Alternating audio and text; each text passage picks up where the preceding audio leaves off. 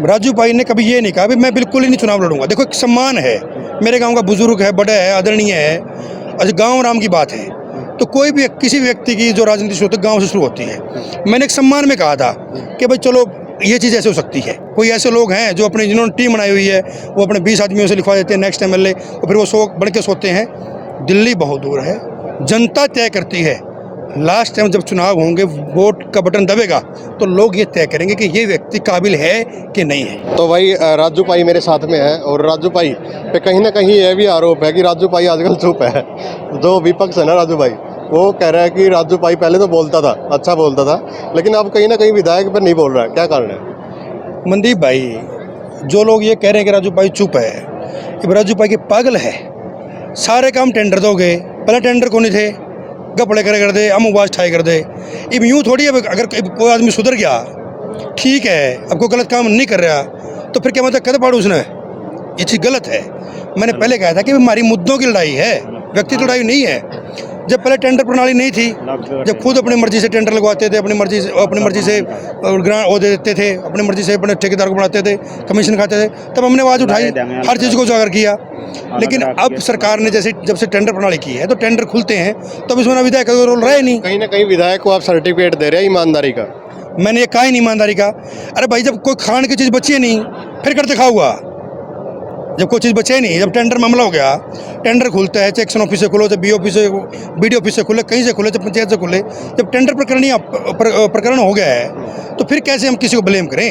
जी जी। तो आपने पहले एक बयान दिया था, आपने कहा था कि मैं पुंडरी से अगर सज्जन ढूल चुनाव लड़ते हैं तो मैं चुनाव नहीं लड़ूंगा। इसके बावजूद सज्जन ढूल का बयान आया, भाई राजू भाई ने तो पहले ही कह दिया भाई आप चुनाव लड़ेंगे, लेकिन दुष्यंत चौटाला फिर दोबारा बोल गए, कह रहे कि चुनाव अगर हम राजू भाई को बोल लेंगे तो वो क्या मना करेगा। अब आपकी क्या राय है? मनदीप भाई, मैं एक की बात मैं बार बार एक ही बात ये कह रहा हूँ, राजू भाई ने कभी ये नहीं कहा भी मैं बिल्कुल ही नहीं चुनाव लड़ूंगा। देखो एक सम्मान है, मेरे गांव का बुजुर्ग है, बड़ा है, आदरणीय है। अच्छा गांव राम की बात है, तो कोई भी किसी व्यक्ति की जो राजनीति शुरू होती है गांव से शुरू होती है। मैंने एक सम्मान में कहा था कि भाई चलो ये चीज़ ऐसे हो सकती है। मैं अगर मेरे को मेरी पार्टी चुनाव लड़वाएगी, मेरे को दुष्यंत जी मेरे पर अपना विश्वास जताएंगे तो मैं पीछे कैसे हट जाऊँगा। ये तो मैंने पहले बार कह रहा हूँ कि चुनाव लड़ेंगे, और जब इतनी मेहनत कर रहे हैं, इतने लोगों के काम करवा रहे हैं, लोगों के बीच में हैं, सुख दुख में साझा हैं, पार्टी के लिए मेहनत कर रहे हैं, तो पार्टी अगर कोई हमारे ऊपर अपना विश्वास जताएगी तो पीछे कैसे हटेंगे?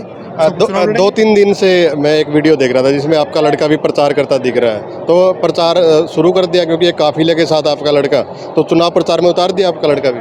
बिल्कुल। देखिए, जब वो कहते हैं कि जब भाई बालक बराबर का हो जाए तो फिर वो साथी बन जाता है, तो उसकी भी जिम्मेवारी है, वो हमारी कमान संभालेगा। तो युवा साथियों ने 3-4 दिन पहले प्रोग्राम भी किया था, तो आने वाले समय के अंदर हम अगस्त सितंबर से हम पूरे हल्के का मैं डोर टू प्रोग्राम मैं शुरू कर रहा हूँ, हर घर दस्तक, जहाँ पे हम हर घर तक जाके आएंगे, माताओं बहनों सबसे मिलेंगे, अपनी नीतियाँ बताएंगे, अपने जो हमने काम किए वो गिनवाएंगे, अपनी हम उनके लिए क्या कर सकते हैं वो बताएंगे। तो फिर निश्चित तौर पर किसी गाँव में मैं जाऊँगा, किसी गाँव में लड़का जाएगा, हमारी युवा साथी टीम जाएगी, तो ये काम बराबरी बांट के करेंगे। तो फिर मेरा एक सवाल ना सभी नेताओं से रहता है, जैसे पाई, भाड़ा और कोड़ा, और तीनों से कैंडिडेट है, बल्कि पाई से तो बल्कि 2 कैंडिडेट हो, क्या लगता है?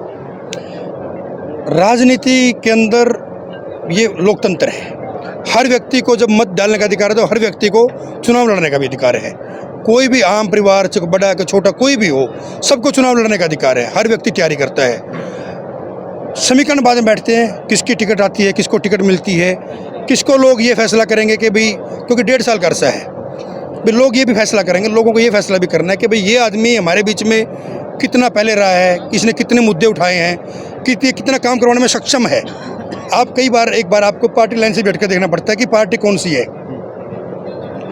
आपको ये देखना बनता है कि भाई जो व्यक्ति सामने है, क्या वो मजबूती से आवाज़ उठा सकता है, वो आपके काम करवा सकता है, आपके बीच में रह सकता है। वो जो व्यक्ति, मैं तो ये कहता हूँ कि 3.5 साल कितने भी उम्मीदवार हैं पुंडरी हल्के के, जो कांग्रेस का हो चाहे किसी का भी हो, जिन व्यक्तियों ने ये इतनी हिम्मत नहीं है कि गलत काम के प्रति बोल सके, तो वो कल विधानसभा में जाकर जनता की आवाज़ कैसे उठा सकता है? ये बात तो जनता तय करेगी कि कौन व्यक्ति उनके बीच में रहा है, कौन सुख दुख में रहा है, किसने काम किए हैं। आप छोड़िए, मेरे हो सकता है कि 10 व्यक्ति मेरे साथी हों, मैं उनमें से नहीं हूँ कि 10 साथियों ने मेरे फेसबुक पे कमेंट में जाके लिख दिया नेक्स्ट एमएलए, तो मैं खुश हो गया और मैं एमएलए बन के सो गया। या कोई ऐसे लोग हैं जो अपने जिन्होंने टीम बनाई हुई है, वो अपने 20 आदमियों से लिखवा देते हैं नेक्स्ट एमएलए, और फिर वो बन के सोते हैं। दिल्ली बहुत दूर है, जनता तय करती है। लास्ट टाइम जब चुनाव होंगे, वोट का बटन दबेगा तो लोग ये तय करेंगे कि ये व्यक्ति काबिल है कि नहीं है। आज कैथल में खड़े हैं और संदीप गढ़ी के यहाँ पे दुष्यंत चौटाला का प्रोग्राम है, और संदीप गढ़ी का भी कहीं ना कहीं ये लग रहा है कि कैथल से चुनाव लड़ेगा।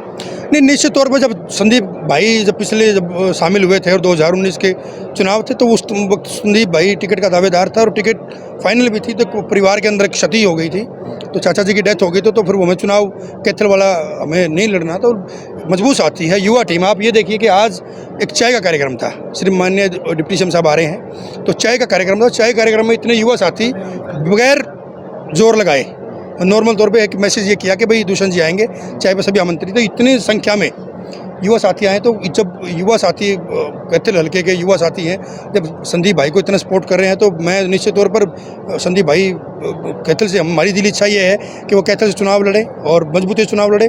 सारी युवा टीम, सभी साथी हम साथ खड़े हैं और मजबूती से आगे बढ़ेंगे भाई के साथ। धन्यवाद।